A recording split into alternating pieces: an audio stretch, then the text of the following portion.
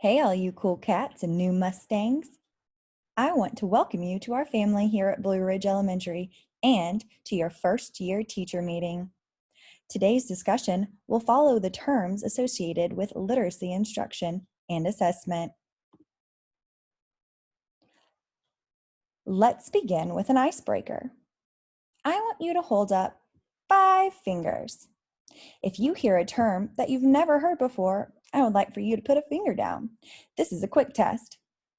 Put a finger down if you've ever heard of the term reading or literacy assessment. Oh, good. No fingers down. Diagnostic test, remediation, intervention, progress monitoring. Great.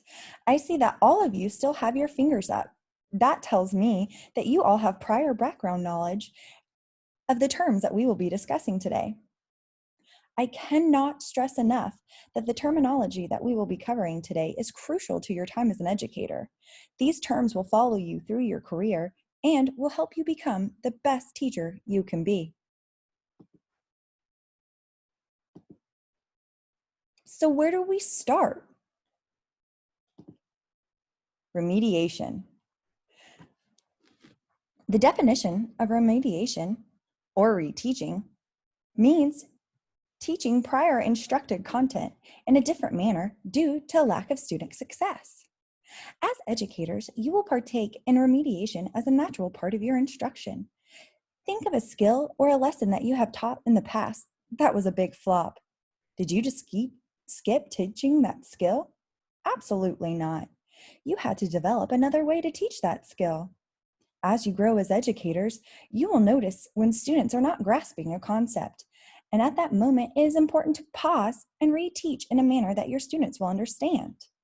It is important to note that remediation takes place if the majority of the students require a fresh approach to understand the concept being taught. Ideally, when you reteach a lesson using the new method, 80% or more of your students will grasp the concept. Oh, but what happens with those other 20% of your students? That means you would provide, does anybody know?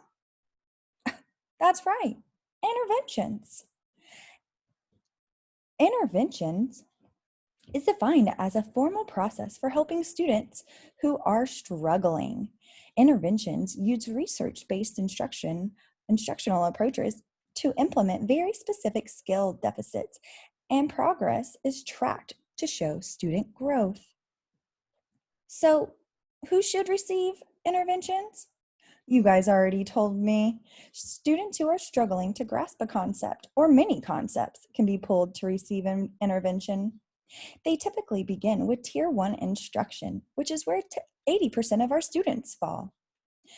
Tier 2 instruction is between 5 and 15% of students, and the students who require the most intensive instruction would be Tier 3, and that is less than 5% of our students. Students who are in Tier 3 interventions typically are involved in regular small groups or one-on-one interventions.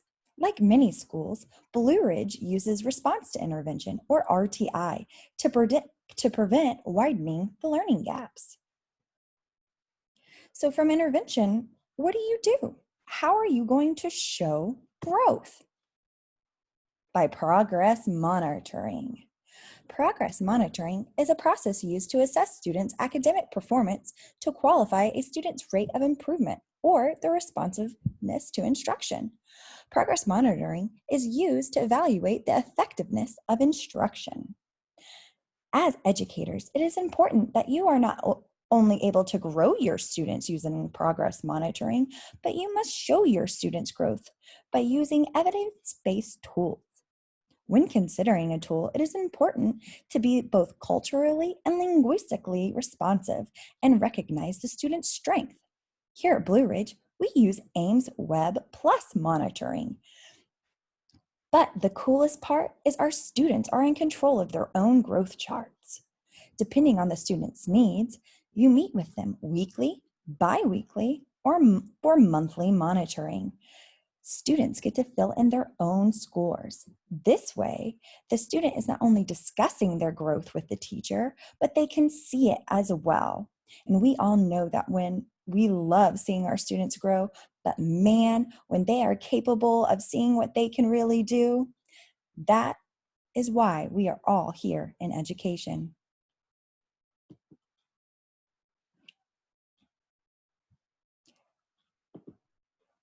So what's next?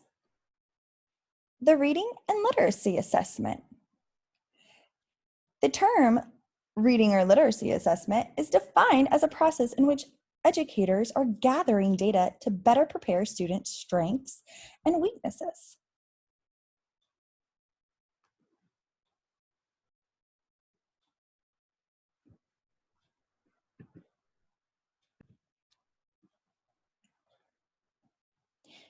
Is anyone brave enough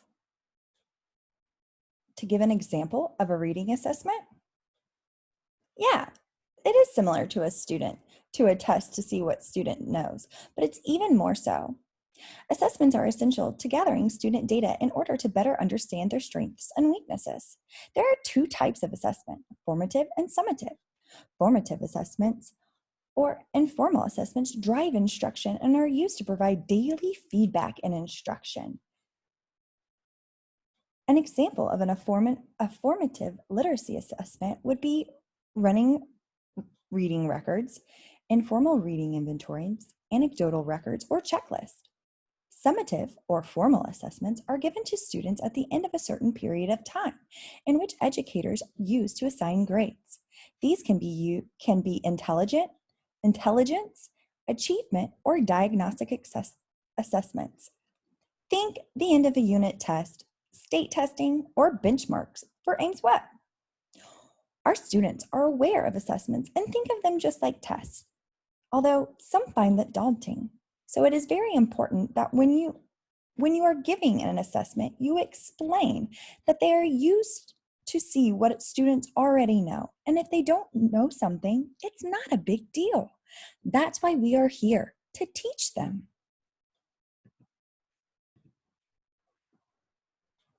So from the reading and literacy assessment, what if students' first language aren't English? What do we do then? Well, we give them a language assessment. A language assessment is a process of using language tests to better inform educators on the decision and action taken in language education. Language assessments are used to gather information in a systematic way with the help of language testing tools.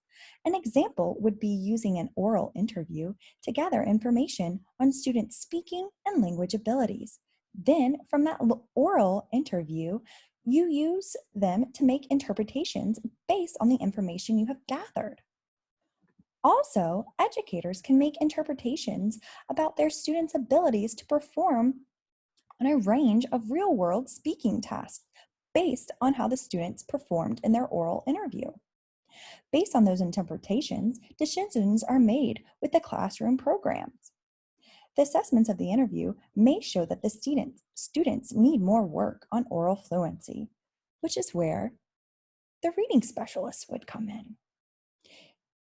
Here at Columbia Public Schools, we use a language assessment called Access for our ELLs, or English language learners, which is given to monitor their achievement and to measure their progress in their English language development. Typically, our EL educators will assist the literacy or reading specialists with delivering these assessments. Our ELs really enjoy their access assessment because not only do they show growth to themselves, but to their teachers and even their families.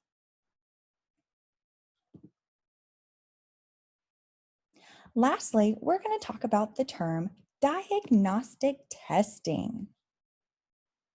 Diagnostic tests are standardized and determine a student's strengths and weaknesses.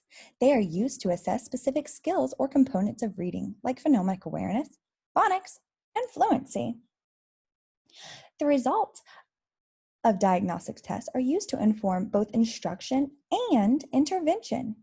Diagnostic reading tests and their subtests cover a wide range of skills, including visual and auditory discrimination, phonics, blending sounds, word recognition, structural analysis, syllabification, scanning, skimming, contextual analysis, vocabulary, and comprehension. But when they are given, you might be thinking, well, typically diagnostic tests are given to primary students if they score 1 year below the grade level on achievement tests, and intermediate students who score 2 or more years below their grade level. Although classroom teachers like yourselves will not administer diagnostic tests, it is crucial that you speak with your reading or literacy specialist and become familiar with these tests to get to know the task they measure. One of the diagnostic tests that we use here is the Gilmore Oral Reading Test. It evaluates the reader's accuracy, comprehension, and rate. The Great Oral Reading Test evaluates accuracy and comprehension, similarly to Gilmore. However, it does not test rate.